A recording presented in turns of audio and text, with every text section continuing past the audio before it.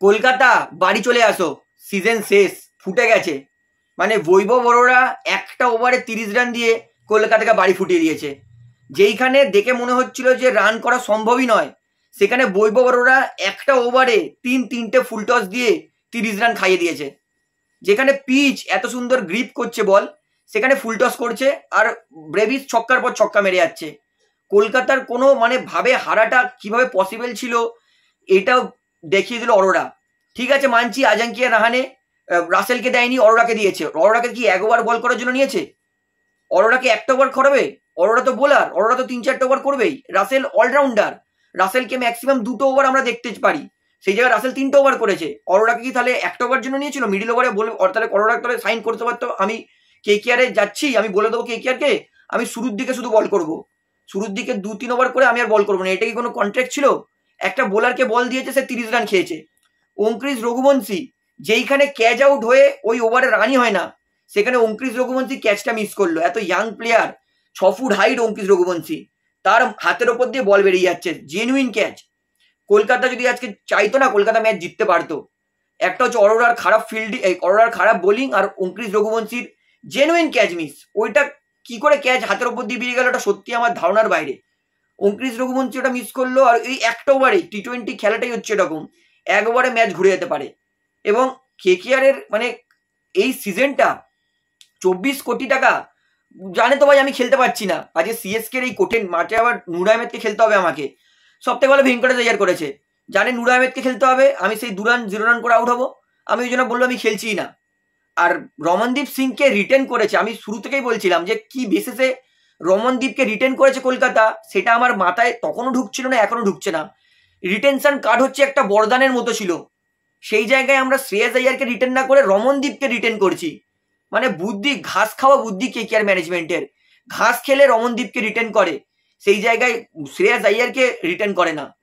ভাই এটা কি একটা মানে রিটেনশন কার্ড হচ্ছে বরদান, সেখানে আমরা আতিপাতি প্লেয়ারকে রিটেন করছি, ডিসগাস্টিং। আর আজকের পরিষ্কার ছিল যে এটা 190 এর পিচ, 200 পিচ, সেই জায়গায় আমরা লাস্ট 6 বলে 6 রান করছি।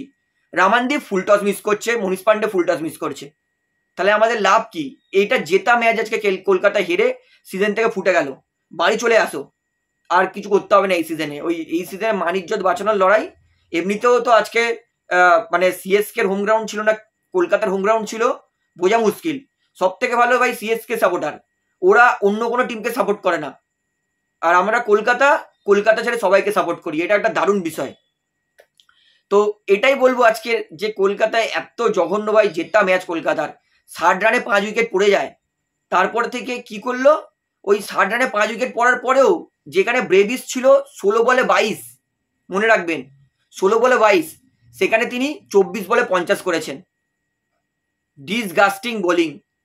এর আগের ম্যাচ বৈভব অরোরা বললো যে ভাই আমি এরকম খেতে পারি। ভাই যেই পিচে বল গ্রিপ করছে সেই পিচে ফুল টস কে করে আমি সত্যিই বুঝে পাচ্ছি না। আর রাসেল তিনিও কিন্তু MS ধোনি যে 6টা মারলো সেটাও কিন্তু ফুল টসে। মানে যেই পিচে হেল্প আছে তুই পিচে ইউজ কর না, 6 খেলে খাবি, এরকম খারাপ। মানে তারপরে তো ম্যাচ একতরফা। MS ধোনি আর শিবম দুবে তো জানে যে নারায়ণ 1 ওভার আর বরুণ চক্রবর্তীর 1 ওভার, এই 12টা বল যদি আমরা ঠুকে ঠুকে খেলি ম্যাচ আমরা জিতছি। তাই ধোনি গিয়ে বলে দিল শিবম দুবেকে যে ঠুকে ঠুকে খেল, কারণ সেই সময় বাকি কত 45 বলে 50 রান, তো যে কেউ ঠুকে ঠুকে খেলবে। সেটাই করে নারিন আর যে বরুণ চক্রবর্তীর ওভারটা তারা কাটিয়ে দিল।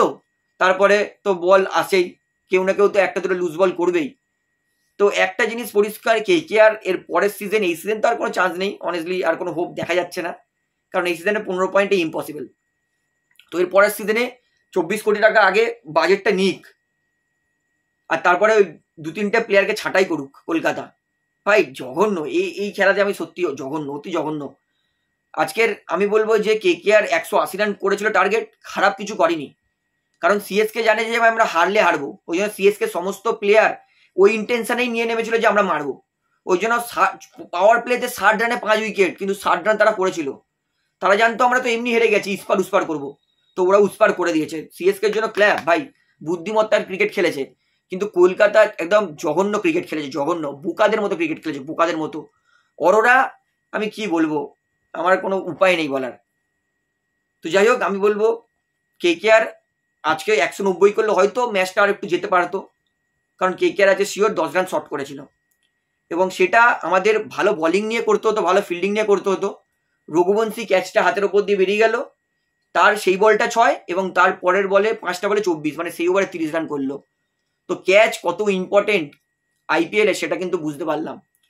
তো যাই হোক, প্রথমে KKR পাওয়ার প্লেতে 5 উইকেট ফেলে দিয়েছিল তাদের, তারপরে তো ইতিহাস, তারপরে ব্রেভিস আর দুবে সামনে সামনে খেলছিল, একটা ওভারই লাগে T20 ম্যাচ ঘোরাতে, সেটাই ঘুরে গেল, এবং লাস্টে কিছু করার নেই, ওই জায়গাটা দিয়ে কেউ বাঁচাতে পারতো না, এটা সত্যিকারের। তো যাই হোক বন্ধুরা, আমি তো বলবো দারুণ উপভোগ করেছি ম্যাচটা, কারণ ম্যাচটা এরকম হয়নি যে একতরফা হয়েছে, না, ম্যাচটা জমজমাট হয়েছে। তো অবশ্যই ডেভিল ব্রেভিস আজকের ম্যান অফ দ্য ম্যাচ, তো তাছাড়া কেউ হতেই পারে না।